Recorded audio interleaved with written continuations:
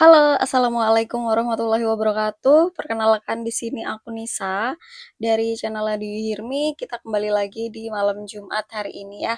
Dan di sini aku bakalan ngebawain 6 cerita creepypasta yang pastinya populer yang ada di internet. Nah, kira-kira apa aja tuh ceritanya? Jadi kita langsung masuk aja.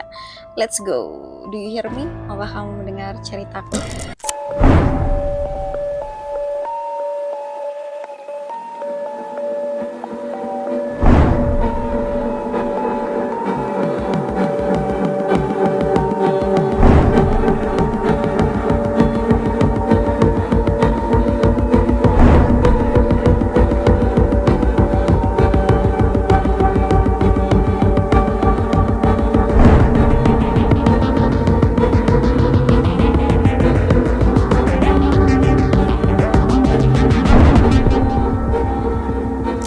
Oke, yang pertama itu ada sebuah cerita internet atau creepypasta horor yang judulnya adalah The Candle Cove. Nah, Candle Cove itu tuh apa sih? Oke, jadi aku jelasin ya. Candle Cove itu adalah acara televisi anak-anak yang disiarkan pada tahun 1950-an.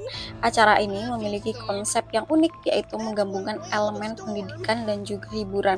Nah, terus horornya di mana? Oke, jadi horornya itu adalah cerita ini dimulai dengan seorang anak laki-laki yang bernama Mike yang mengingat acara televisi favoritnya yaitu Candle Cove. Namun, ketika si Mike ini mencoba cari informasi tentang acara tersebut, dia itu menemukan bahwa tidak ada catatan atau bukti tentang keberadaannya si Candle Cove ini.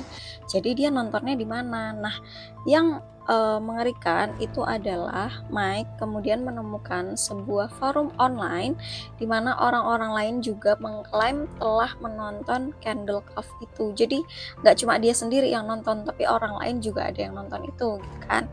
Tapi ketika mereka mulai berbagi pengalaman dan deskripsi tentang acara itu, Mike itu menyadari bahwa ada sesuatu nih yang salah nih kayaknya nih. Tapi Mike menemukan bahwa si Candle Cove ini sebenarnya adalah acara televisi yang dibuat oleh entitas supernatural untuk memanipulasi dan juga mengontrol pikiran anak-anak. Acara tersebut juga memiliki efek hipnotis yang kuat dan membuat anak-anak melakukan hal yang tidak biasa dan juga sangat kejam. Jadi, kesimpulannya The Candle Cove ini tuh apa sih? Oke, kesimpulannya, Candle Cove ini tuh adalah cerita creepypasta yang sangat efektif dalam menciptakan ketakutan dan juga kecemasan. Cerita ini juga menggunakan konsep yang unik dan menakutkan untuk membuat para pembacanya merasa tidak nyaman dan juga penasaran kayak gitu. Nah, apakah kamu percaya dengan sebuah cerita The Candle Cove ini? Dan apakah kamu percaya kalau misalnya cerita ini tuh cuma fiktif atau ternyata beneran ada? Langsung komen aja di bawah. Oke, kita lanjut ke cerita creepypasta yang kedua. Yang kedua ini adalah cerita yang sangat populer dan aku yakin pasti banyak banget yang tahu tentang cerita SCP Foundation. Pasti udah nggak asing lagi kan dengan nama SCP Foundation itu apa ya, mungkin SCP Foundation itu mungkin alien atau apa. Nah, mari kita bahas tentang apa itu SCP Foundation. Oke, jadi SCP Foundation itu adalah sebuah organisasi fiksi yang bertugas untuk mengumpulkan, mengklasifikasikan, dan juga mengawasi objek supernatural yang dikenal sebagai SCP Foundation. Kepanjangannya apa sih SCP Foundation itu? Nah, SCP Foundation itu kepanjangan dari Special Containment Procedure atau objek-objek supernatural yang memiliki kemampuan atau sifat yang nggak biasa dan berpotensi membahayakan masyarakat. Kira-kira ada nggak sih ciri-ciri tentang SCP Foundation? Nah, ternyata ada nih beberapa ciri-ciri yang termasuk ke dalam SCP Foundation. Itu yang pertama ada objeknya dapat bergerak sendiri. Jadi objek yang dapat bergerak sendiri. Dan yang kedua itu adalah makhluk-makhluk yang memiliki kemampuan supernatural.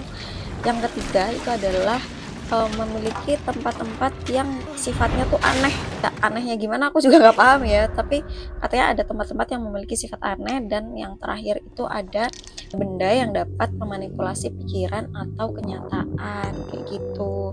Nah, untuk SCP Foundation ini tuh bekerjanya gimana? Oke, jadi ada beberapa nih SCP Foundation itu bekerjanya yaitu dengan cara mengumpulkan informasi tentang si SCP, terus mengklasifikasikan SCP berdasarkan tingkat bahayanya, dan yang ketiga itu mengawasi dan mengendalikan SCP untuk mencegah bahaya, dan yang terakhir adalah melakukan penelitian untuk memahami sifat dan kemampuan SCP. Dan apa ya, maksudnya ini kan udah ada nih kayak cara kerjanya, terus juga kayak yang termasuk contoh-contoh SCP itu apa aja gitu. Tapi ada nggak sih contoh yang signifikan tentang makhluknya sendiri? Dan ternyata tuh ada guys. Ada 3 makhluk SCP yang populer yang aku temuin itu. Yang pertama itu adalah SCP-173. Nah, SCP-173 itu apa? SCP-173 itu adalah sebuah patung yang dapat bergerak sendiri dan membunuh orang yang melihatnya. Jadi tahu kayak ini gak sih, kayak karakter Squid Game yang Mogu waku Chipios Nida. Nah, dia kan boneka kan, tapi kayak dengan matanya dia bisa kayak ngebunuh orang yang kalau misalnya itu kelihatan gerak kayak gitu. Mungkin kayak gitu ya, mungkin. Nah, dan yang kedua itu ada SCP-682. Apa itu SCP-682? SCP-682 itu adalah sebuah makhluk yang dapat berubah bentuk dan memiliki kemampuan regenerasi yang cepat. Kayaknya si SCP-682 itu yang populer sih di kalangan para creepypasta ya. Dan seperti yang kita lihat itu kayak banyak banget entah foto entah footage yang dikiranya itu adalah SCP Foundation. Oke, dan yang terakhir itu adalah SCP-087. Itu adalah sebuah tangga yang dapat membawa orang untuk ke dimensi lain. Tapi kalau misalnya ada SCP-087 sih kayaknya aku mau ya, kalau misalnya itu tanda dan dia bisa ke dimensi lain. Tapi kalau ke dimensi lain itu kemana? Tapi kalau misalnya kayak pintu kemana aja sih kayaknya aku nggak apa-apa sih kalau misalnya ada SCP ini.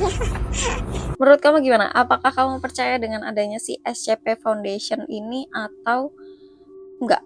Atau kayak ya udah mungkin itu cuma apa namanya, kayak teori konspirasi aja. Tapi ternyata ada loh teori konspirasi tentang si SCP Foundation ini. Nah, berputar di sekitar gagasan kalau misalnya organisasi ini sebenarnya adalah sebuah organisasi rahasia yang beroperasi di luar pengawasan pemerintah dan juga masyarakat.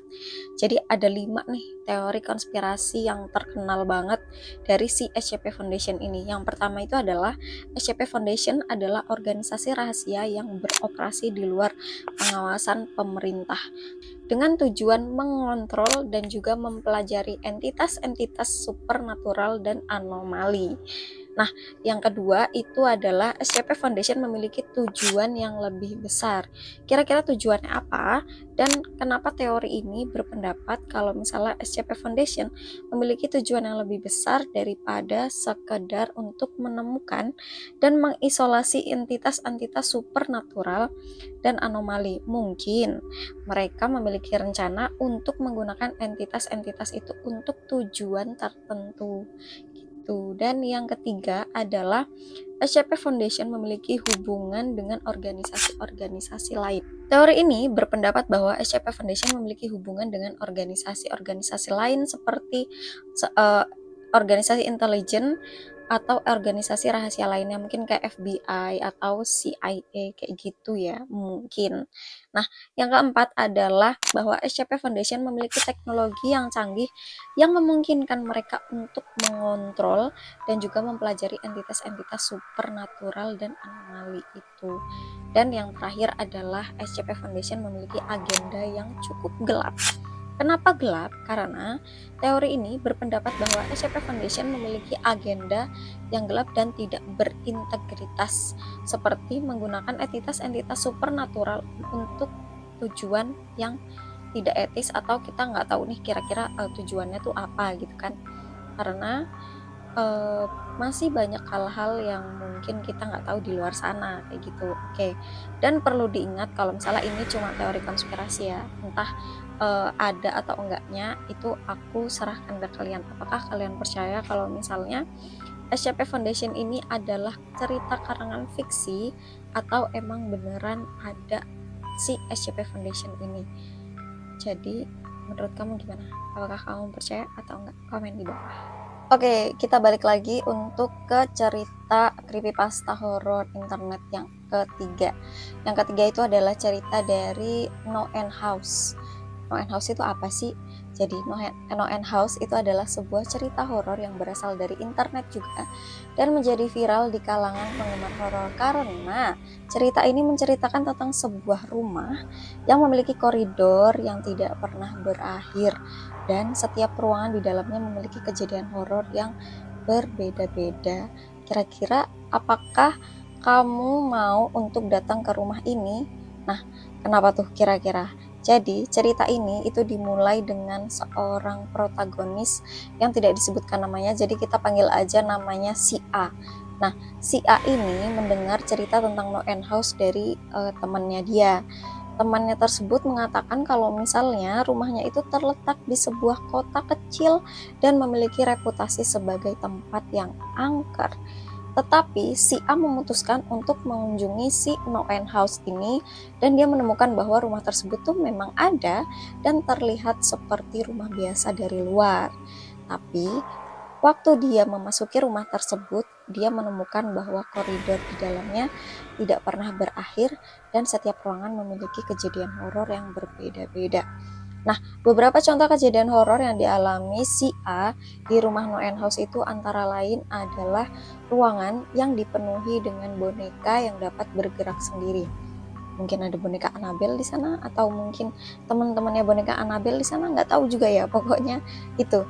Dan yang kedua adalah ruangan yang memiliki cermin yang dapat menunjukkan wajah orang yang sudah meninggal. Bayangin aja kalau misalnya kamu ada di ruangan itu, tapi misalnya nih kamu kenal seseorang yang udah meninggal dan kamu bisa ngelihat wajah orang yang udah meninggal di cermin itu menurutku serem banget sih. Oke, kita lanjut ke yang ketiga. Ruangan yang dipenuhi dengan mayat yang masih utuh. Utuhnya kayak gimana nggak dijelasin ya di sini dan aku juga nggak dapat informasinya. Tapi yang pasti untuk ruangan itu anggaplah entah itu utuhnya kayak gimana. Tapi kalau misalnya kamu ada di ruangan itu, menurutmu dan kamu masuk dengan kondisi mayat yang masih utuh, kamu bakal gimana? Komen aja di bawah. Dan yang terakhir adalah ruangan yang memiliki pintu yang tidak dapat dibuka, tetapi kamu bisa dengar suara orang yang berteriak di dalamnya. Nah, kira-kira di dalam ruangan itu tuh ada apanya tuh? Apakah ada orangnya beneran atau itu hanyalah ilusi atau halusinasi atau apa? Kamu bisa coba komen di bawah. Oke, dan si A itu terus ngejelajahin si rumah No End House ini dan menemukan bahwa setiap ruangan itu memiliki kejadian horor yang semakin parah. Si A mulai merasa bahwa ia tidak dapat keluar dari rumah tersebut dan bahwa ia akan terjebak di dalamnya. Jadi cerita No End House akhirnya gimana tuh? Oke, dan cerita ini berakhir dengan si A yang katanya masih terjebak di dalam rumah tersebut dan tidak ada yang tahu apa yang terjadi padanya setelah itu. Dan cerita ini jadi viral banget di kalangan penggemar horor creepypasta karena keunikan dan juga kehororannya. Tapi menurut kamu nih, si A apakah dia masih hidup atau enggak? Dan menurut kamu apakah benar cerita No End House ini apakah nyata atau cuma karangan fiksi belaka? Kalau misalnya nyata, kamu mau nggak datang ke rumah itu? Langsung aja kita ke cerita selanjutnya. Oke, jadi cerita selanjutnya itu datang dari datang dari sebuah cerita horor yang judulnya adalah The Wreck. Jadi The Wreck itu apa sih? Oke, The Wreck itu adalah sebuah cerita horor yang berasal dari internet yang menjadi viral di kalangan penggemar horor. Kenapa? Karena cerita ini itu menceritakan tentang sebuah makhluk yang disebut The Wreck yang memiliki penampilan yang sangat menakutkan dan dapat mengubah bentuknya menjadi seperti manusia. Kalau misalnya di sini The Wreck itu apa ya? Mungkin kayak kuyang kali ya. Kalau kuyang itu kan bukan setan kan. Jadi kayak orang yang mempelajari ilmu hitam. Nah, mungkin sejenis kayak gitu. Jadi Kalau misalnya di Indonesia mungkin kayak kuyang gitu kan. Nah, si The Rag ini dimulai ceritanya dari seorang anonymous juga yang nggak disebutkan namanya, jadi kita sebut aja si B, yang mendengar tentang The Rag dari temennya juga nih. Nah, si temannya itu bilang kalau misalnya The Rag ini adalah seorang makhluk yang memiliki penampilan yang sangat menakutkan dengan wajah yang panjang dan kurus, mata yang merah, dan rambut yang panjang berantakan. Tapi kalau misalnya kuyang itu kan mukanya masih orang kan. Nah, anggaplah kalau misalnya The Rag ini dalam Indonesia itu kayak kuntilanak kali ya. Kan Kayak kuntilanak kan gitu ya, walaupun aku nggak tahu sih bentuknya panjang dan kurus apa enggak, tapi kan mungkin ada tuh kuntilanak yang katanya matanya merah, terus kan identik dengan rambutnya yang panjang dan berantakan. Mungkin aku juga nggak paham. jadi kita lanjut aja. Jadi si B memutuskan untuk mencari informasi lebih lanjut tentang si The Rag ini dan menemukan bahwa makhluk tersebut telah dilihat oleh banyak orang di berbagai ujung dunia atau di berbagai dunia lah gitu kan. Nah, beberapa orang bilang kalau misalnya di The Rag ini dapat mengubah bentuknya menjadi seorang manusia atau seperti manusia pada umumnya, sehingga sangat sulit untuk membedakan dia sama si manusia yang biasa itu. Nah, si B itu juga bilang kalau misalnya dia nemuin si The Rag itu memiliki kebiasaan yang sangat aneh. Kira-kira apaan tuh? Nah, dia itu suka ngikutin orang-orang yang sedang sendirian dan tidak memiliki teman. Jadi kamu kalau misalnya nggak mau didatengin The Rag, kamu harus punya teman nggak ketang satu. Karena dia suka sama orang yang sendirian. Aduh, apakah dia jomblo ya? Gimana ya Allah, kasihan banget. Oke, nah di The Rag itu juga suka mengubah bentuknya menjadi seperti orang yang dikenal oleh korban. Oke, Corin, iya. Jadi korban nggak menyadari bahwa mereka sedang diikuti oleh makhluk tersebut. Nah, kira-kira ada nggak sih contoh kejadian yang pernah dialami sama orang-orang terkait dengan The Rag ini? Ternyata ada tahu. Aku ada 3 contoh kejadian yang dialami oleh orang-orang yang ketemu sama si The Rag ini. Yang pertama itu adalah seorang pria yang sedang berjalan sendirian di hutan dan melihat The Rag berdiri di depannya dengan wajah yang panjang dan kurus. Terus yang kedua adalah seorang wanita yang sedang tidur dan merasa ada seseorang yang berdiri di samping tempat tidurnya. Dan ketika ia membuka mata, ia melihat The Rag berdiri di sana dengan mata yang merah. Dan yang terakhir adalah seorang anak kecil yang sedang bermain sendirian di taman dan melihat The Rag berdiri di dekatnya dengan rambut yang panjang dan juga berantakan. Nah, gimana cerita atau gimana akhir cerita dari The Rag ini? Nah, si B itu masih mencari informasi lebih lanjut tentang si makhluk tersebut dan gak ada yang tahu nih apa yang terjadi padanya setelah itu. Terus udah bersambung, gak ada lanjutannya. Udah, jadi gak tahu nih apakah si B itu masih hidup atau enggak, dan apakah si B itu masih mencari keberadaan The Rag ini atau dia udah ketemu sama si The Rag ini. Gimana? Apakah menurutmu sudah cukup horor atau lebih horor yang sebelumnya atau lebih horor yang nanti-nanti yang bakalan kita bahas? Kamu langsung komen aja di bawah ya. Oke, yang selanjutnya adalah aku mau ngebahas tentang, kurasa ini udah pasti banyak yang tahu sih, tentang tentang sesosok makhluk yang bernama Slenderman.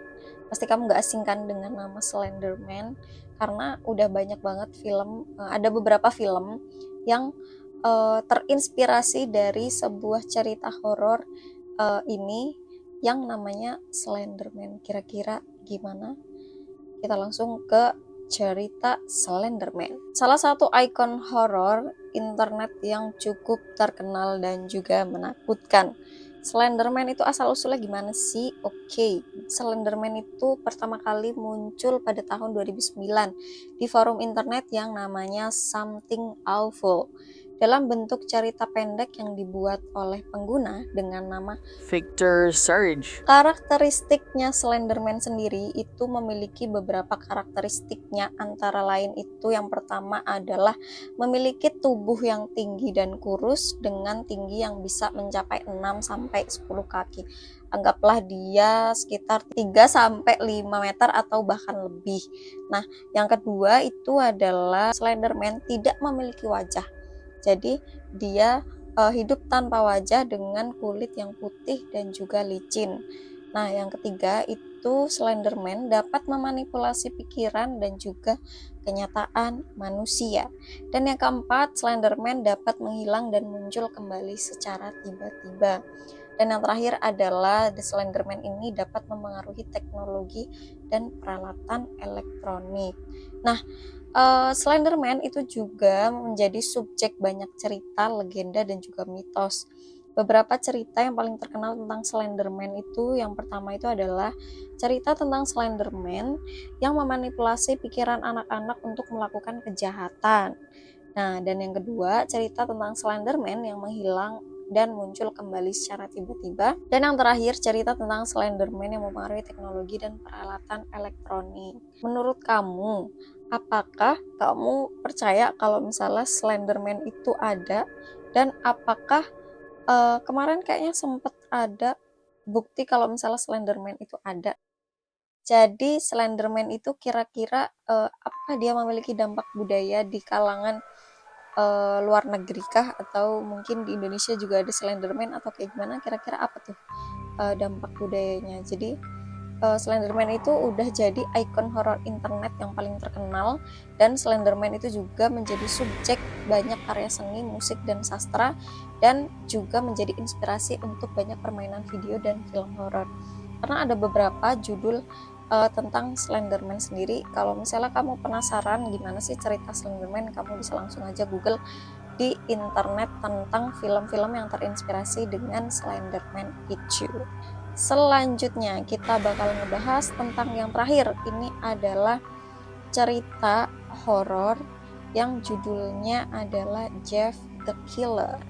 Oke, Jeff the Killer itu menceritakan tentang apa, Nisa? Oke, cerita ini menceritakan tentang tentang seorang remaja laki-laki yang bernama Jeff, yang berubah menjadi seorang pembunuh berantai setelah Jeff itu mengalami kecelakaan yang menyebabkan wajahnya menjadi rusak. Nah, cerita ini dimulai waktu Jeff merupakan seorang remaja laki-laki normal pada umumnya. Dia memiliki kehidupan yang baik dan juga dia bahagia nih sama kehidupannya. Tapi semua itu berubah ketika si Jeff ini mengalami kecelakaan tragis yang menyebabkan wajahnya itu menjadi sangat rusak.